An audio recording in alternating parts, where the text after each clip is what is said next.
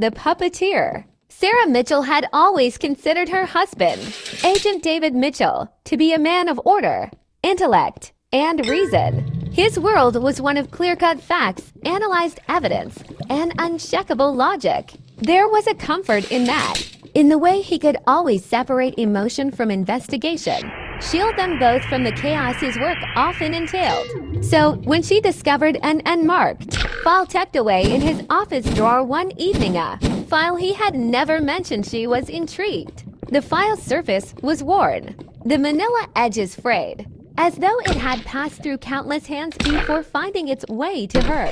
The label, in faded black ink, read, RE101, The Puppeteer. It was a title that sent an involuntary shiver down her spine, though she couldn't yet explain why.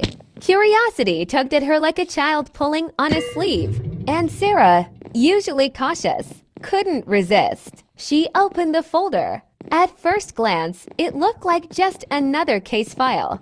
Testimonies, photographs, surveillance reports. Nothing she hadn't seen David sift through countless times before. Yet something was different.